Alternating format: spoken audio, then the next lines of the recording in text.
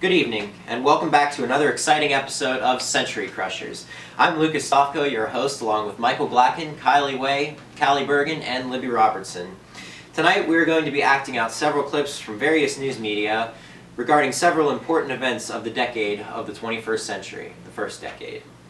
First, we have a skit from Fox News on September 11, 2001 regarding the attacks on the World Trade Center in New York, with first-hand accounts to the terrible events that unfolded. Enjoy. Welcome back to Fox News. We have a very tragic alert right now. An incredible plane crashed to the World Trade Center here at the lower tip of Manhattan. It's believed that the 737 has crashed into this speculation's point, but at least 3 floors have been taken out, crashed into the side of the building. Joining us right now, 2 of our producers with Fox News, Callie Bergen and Kylie Way, on the scene. Callie, what do you see? Where are you?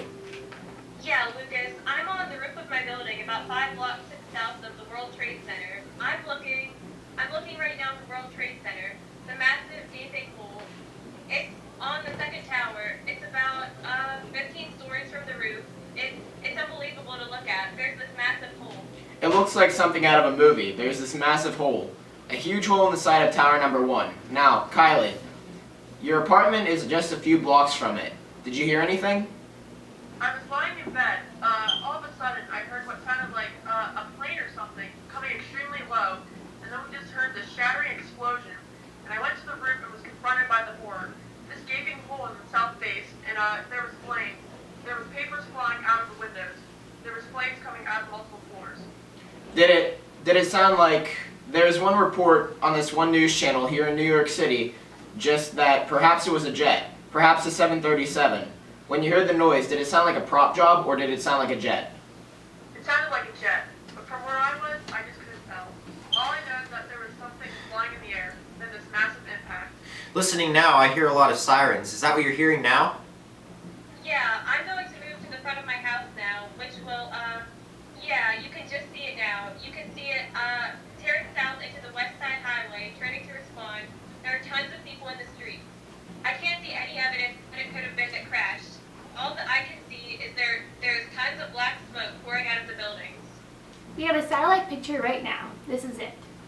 This is a different picture than we had earlier. You can obviously tell from this angle that the plane definitely went into one side and came right out the other. There's debris all over the ground, and as you can see, it impacts at least 10 floors. Next, we have for you a clip from the Weather Channel covering the conditions of Hurricane Katrina in New Orleans area in 2005. Welcome back to the Weather Channel, covering the effects of Hurricane Katrina. We have reports from Gulfport, Mississippi. Pretty strong winds in the region. 94-mile-per-hour winds, very strong indeed. Those sustained winds we reported at Gulfport, 100-mile-per-hour winds gust, and earlier 118-mile-per-hour winds too.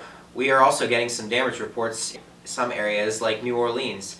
These are unconfirmed reports, of course, of a building collapse, now a flash flood warning for Orleans Parish, St. Bernard's Parish, and there's been a levee breach that occurred in an industrial canal on Tennessee Street. 3 to 8 feet of water is expected to come from this breach.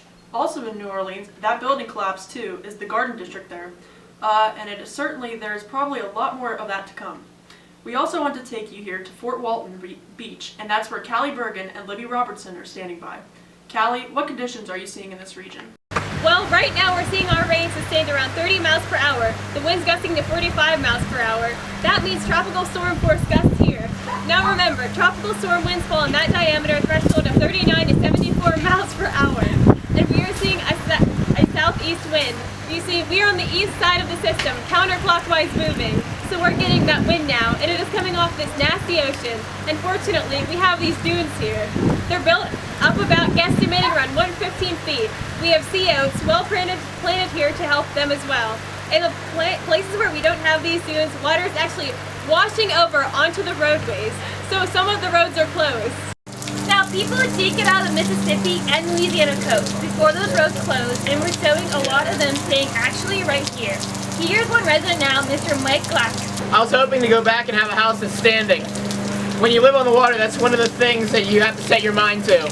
That's a big hurricane like this is going to hit you someday, and you may lose everything you have. So that's That's just part of living on the water. Finally, we have a portion of the discussions that took place on Fox News during Barack Obama's acceptance speech in 2008. Well paneled. This ends up being a race that'll be like what, 55-45? Something like that. Turns out it's been converted by the Electoral College into a massive landslide, by more than 2-1 in the college. And I suppose that's what the Electoral College is for, isn't it? Yeah, I actually think that, well, it looks to me like it's only going to be like 53-46 or so. Yeah. But anyway, it's going to be a very big victory and a big heart as it is sweet. But that's the big difference. Clinton won in 92 and he lost 10 House seats. Carter won in 76 and didn't really increase the Democratic numbers much. But they had huge numbers already, and he pretty much held those numbers with 51.1% of the vote against Gerald Ford. It was a very close race. No, this is a very big victory for Obama and the Democrats. You know, with these large majorities in Congress cut both ways. So if you have more members, you can sort of pick somewhat different coalitions to pass things. I just come back to the notion saying Barack Obama has a real chance to govern as he chooses. You're right, he's in a very strong position. He's in the strongest position of any person coming into the Oval Office since, I don't know, Reagan. Yeah, don't you think? Yeah, I think that's fair to say. You know, since Bush succeeded Reagan, because he kind of kept it going without really increasing the numbers. Clinton won with 43%. President Bush in the 2000s won with the minority. Yeah, but then they bumped up in 02, remember? They did, and then in 04, you might say that was a re-election. So for Obama to come in as a new president, it was sort of narrowed on his part. I mean, he won, but it was a narrow win. It was 51-49, so it was a big moment, you know. And that's all the time we have for you today, folks. Once again, thank you for joining us on Century Crushers. We hope you all enjoyed the show, and as always, have a great night, and we'll see you next time.